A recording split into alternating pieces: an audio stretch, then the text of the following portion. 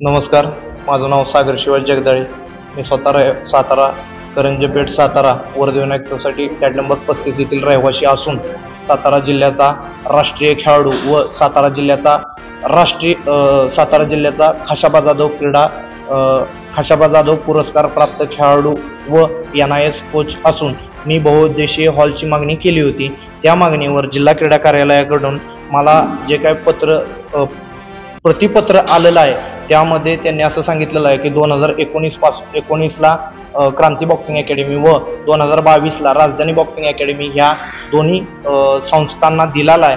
ज्यावेळी ते सोडून जातील किंवा त्यांच्याकडून खाली होईल त्याच वेळी तुम्हाला हा हॉल उपलब्ध करून दिला जाईल. आत्ता आमच्याकडे तुम्हाला देण्यासाठी कोणताही हॉल नाही. तर ह्या दोन अकॅडमीला किंवा ह्या ज्या बांधवांना तुम्ही जो हॉल दिलेला आहे तो हॉल कोणत्या नियमाप्रमाणे, कोणत्या योजनेतून किंवा तुम्ही कोणत्या टेंडर प्रमाणे किंवा कोणत्या पद्धतीने दिलाय का टेबल खालून पाकिट घेऊन दिलाय याची नोंद घ्यावी, चौकशी व्हावी. त्याचबरोबर दुसरा मुद्दा की जर माझ्या मागण्या मान्य नाही झाल्या तर मी उद्यापासून आमरण उपोषणासाठी जिल्हा क्रीडा संकुल कार्यालयाच्या बाहेर बसणार आहे. त्याचबरोबर जिल्हा क्रीडा संकुल कार्यालयामध्ये सकाळी मी पोच घेण्यासाठी गेलो होतो. त्यावेळी त्या ठिकाणी विठ्ठलम मंगलम कार्यालयाचे मालक मंगेश जाधव, जसं की राजधानी बॉक्सिंग अकॅडमीचे अध्यक्ष, हे स्वतः तिथं आलेले होते आणि त्यांनी साहेबांच्या नितीन तारळकर साहेब जिल्हा क्रीडा अधिकारी व राज्य मार्गदर्शक सुमितजी पाटील या दोन अधिकाऱ्यांच्या समोर मला असल्या येड्या गबाळ्या लोकांनी मागण्या केल्या तर तुम्ही साहेब आमचा हॉल काढून घेऊन ह्या लोकांना देणार आहात का? त्याचबरोबर ते मला बोलले की तुम्ही सर्टिफाईड आहात का?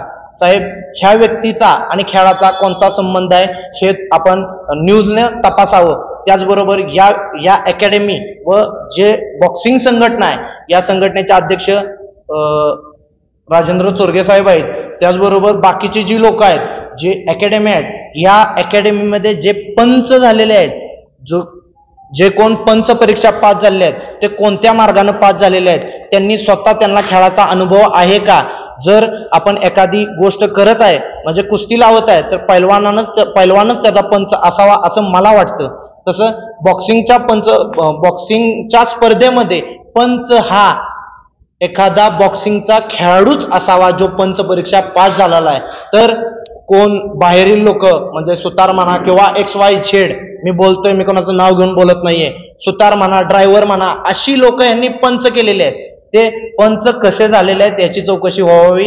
त्याचबरोबर मी बोललेल्या गोष्टीप्रमाणे मंगेश जाधव यांनी प्रशासनाच्या समोर आमच्या तोंडावर शालूतनं झाडू मारलेले आहेत.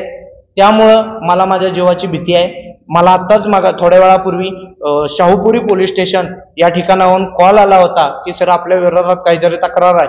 त्यामुळं ह्या व्यक्तीचं बोलणं एवढं डेंजर होतं की हा व्यक्ती मला बोलला की तुला म्हणजे अरतुरच बोलला की हा व्यक्ती मला बोलला की हा व्यक्ती तुला माझी पोच काय आहे किंवा तू कुठं बी जा तुला कळलंच की माझी पोच काय आहे किंवा आम्हाला पण समजतं की प्रशासनाला टॅकल कसं करायचं, त्याचबरोबर प्रशासनावर दबाव कसा आणायचा आणि आमचं काम किंवा आमची पोळी कशी बाजून घ्यायची ही यातनं मला दिसून येत आहे.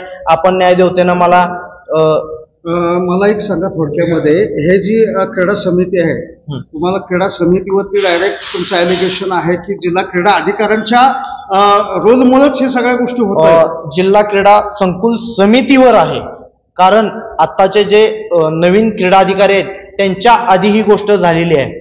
त्याचबरोबर आत्ता बरं ठीक आहे, प्रशासनाकडून मी म्हणतो चूक झाली किंवा झाली असेल, मी आरोप करत नाहीये, पण जर झालेली चूक नवीन माणसानं सुधारावी. जसं की मी म्हणतो प्रशासनाकडनं त्यांना दिलेला आहे, पण नवीन आलेल्या साहेबांनी त्यांना बोललं पाहिजे की बाबा तुम्हाला बाकीच्या खेळांना द्यावं लागतंय, बाकीच्या खेळाच्या संघटनेच्या विद्यार्थ्यांना किंवा बाकीच्या खेळाडूंना या गोष्टीचा त्रास होत आहे, आम्हाला त्यांना द्यावा लागेल. तर हे लोक बोलतात की आमचं टायमिंग मध्ये आम्ही घेणार, राहिलेल्या वेळेत त्यांना द्या. ह्यांचं टायमिंग सकाळी 6 ते 8 आहे, संध्याकाळी 6 ते 8 आहे.